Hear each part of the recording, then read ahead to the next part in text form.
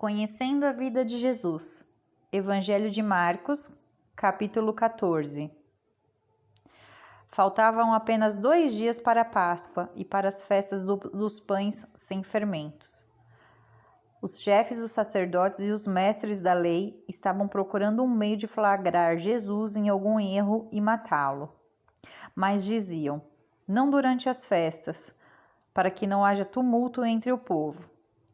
Estando Jesus em Betânia, reclinado à mesa na casa de um homem conhecido como Simão, o leproso, aproximou-se dele uma certa mulher com um frasco de alabastro contendo um perfume muito caro, feito de nardo puro.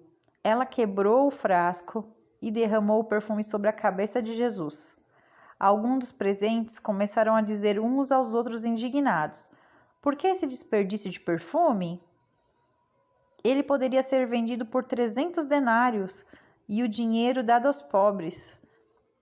E a repreendiam severamente. Deixam-a em paz, disse Jesus. Por que estão perturbando-a? Ela praticou uma boa ação para comigo. Pois os pobres vocês sempre terão consigo e poderão ajudá-los sempre que desejarem, mas a mim vocês nem sempre terão.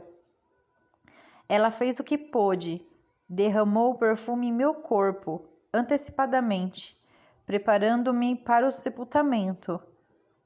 E eu lhes asseguro que onde quer que o Evangelho for anunciado em todo o mundo, também o que ela fez será contado em sua memória. Então Judas Iscariotes, um dos 12, dirigiu-se aos chefes dos sacerdotes a fim de lhes entregar Jesus. A proposta muito os alegrou e lhes prometeram dinheiro. Assim, ele procurava uma oportunidade para entregá-lo. No primeiro dia da festa dos pães sem fermento, quando se costumava sacrificar o cordeiro pascal, os discípulos de Jesus lhes perguntaram: onde queres que vamos e preparamos a refeição da Páscoa? Então ele enviou 2 dos seus discípulos, dizendo-lhes: entre na cidade e um homem carregando um pote de água virá ao encontro de vocês. Siga-o e digam ao dono da casa em que ele entrar: o mestre pergunta: onde é o salão de hóspedes no qual poderei comer a Páscoa com os meus discípulos?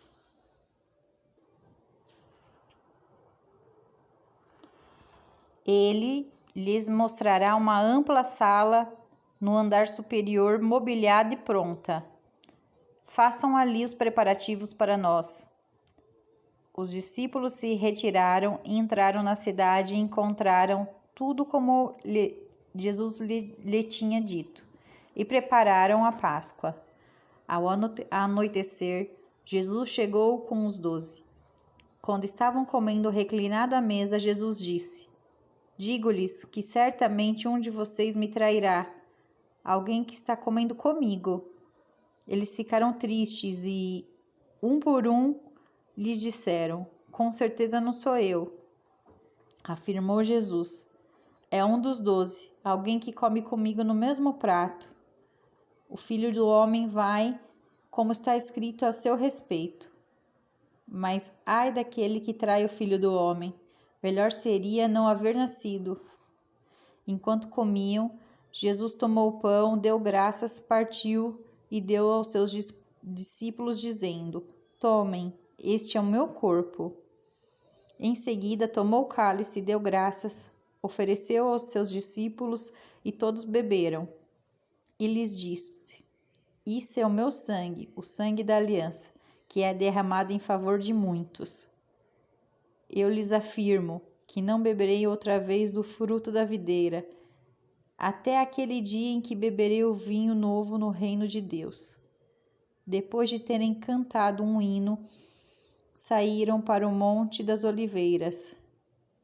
Disse-lhe Jesus: vocês todos me abandonarão, pois está escrito: ferirei o pastor e as ovelhas serão dispersas. Mas depois de ressuscitar, irei diante de vocês para a Galiléia. Pedro declarou: Ainda que todos te abandonem, eu não te abandonarei. Respondeu Jesus: Asseguro-lhe que ainda hoje, esta noite, antes que 2 vezes cante o galo, 3 vezes você me negará.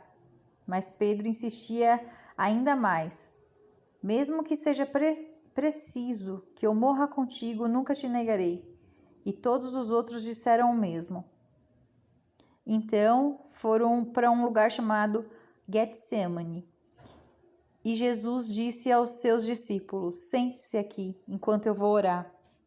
Levou consigo Pedro, Tiago e João, e começaram a ficar aflito e angustiado.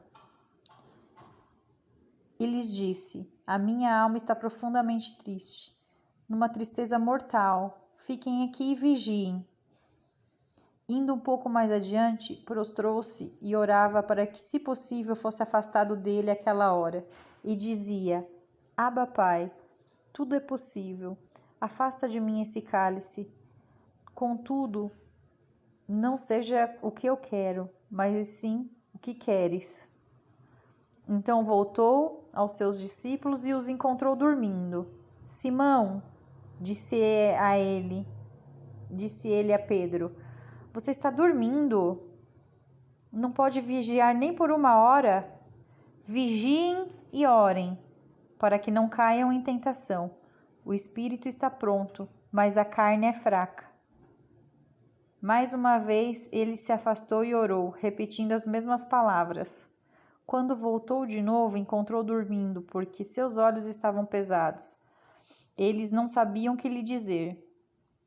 Voltando pela 3ª vez, ele lhes disse: Vocês ainda dormem e descansam? Basta, chegou a hora.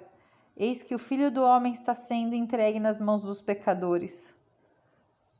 Levantem-se e vamos. Aí vem aquele que me trai. Enquanto ele falava, apareceu Judas, um dos 12. Com ele estava uma multidão armada de espadas e varas, enviadas pelos chefes dos sacerdotes, mestres da lei e líderes religiosos. O traidor havia combinado um sinal com eles. Aquele a quem ele saudasse com um beijo é ele. Prendam-no e levem-no em segurança. Dirigindo-se imediatamente a Jesus, Judas disse: Mestre! E o beijou. Os homens agarraram Jesus e o prenderam. Então, um dos que estavam perto puxou a espada e feriu o servo do sumo sacerdote, decepando-lhe a orelha. Disse Jesus: Estou eu chefiando alguma rebelião para que vocês venham me prender com espadas e varas? Todos os dias eu estava com vocês ensinando no templo e vocês não me prenderam, mas as escrituras precisam ser cumpridas. Então, todos os abandonaram e fugiram. Um jovem vestido apenas com um lençol de linho estava seguindo Jesus. Quando tentaram prendê-lo, ele fugiu nu, deixando o lençol para trás. Levaram Jesus ao sumo sacerdote, e então se reuniram todos os chefes dos sacerdotes, os líderes religiosos e os mestres da lei. Pedro o seguiu de longe até o pátio do sumo sacerdote. Sentando-se ali com os guardas, esquentava-se junto ao fogo. Os chefes dos sumos sacerdotes e todo o sinédrio estavam procurando depoimento contra Jesus, para que pudessem condená-lo à morte, mas não encontravam nenhum. Muitos testemunharam falsamente contra ele, mas as declarações deles não eram coerentes. Então se levantaram alguns e declararam falsamente contra ele. Nós o ouvimos dizer: Destruirei este templo feito por mãos humanas em 3 dias. Construirei outro, não feito por mãos dos homens. Mas nem mesmo assim o depoimento deles era coerente.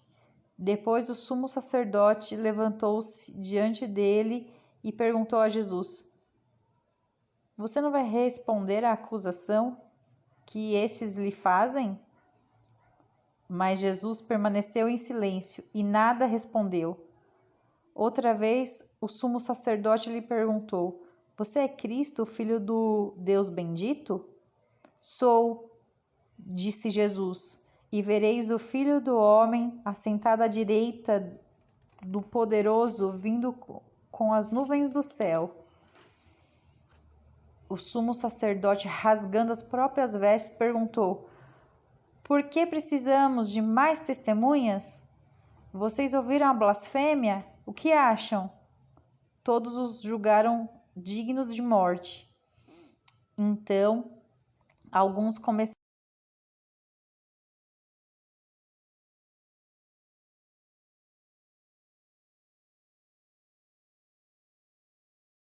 E os guardas levaram, dando-lhes tapas. Estava Pedro embaixo do pátio. Uma das criadas do sumo sacerdote passou por ali. Vendo Pedro aparecer-se, olhou bem para ele e disse: Você também estava com Jesus, o Nazareno. Contudo, ele negou, dizendo: Não conheço, nem sei de quem você está falando. E saiu para o alpendre. Quando a criada viu lá, disse novamente aos que estavam perto: Esse aí é um deles. E de novo ele negou. Pouco tempo depois, que estavam sentados ali, perto, disseram a Pedro: Certamente você é um deles. Você é galileu. Ele começou a se amaldiçoar e a jurar: Não conheço o homem de quem vocês estão falando. E logo o galo cantou pela segunda vez. Então Pedro se lembrou da palavra de Jesus que tinha lhe dito: Antes que 2 vezes o cante o galo, você me negará 3 vezes. E se pôs a chorar copiosamente.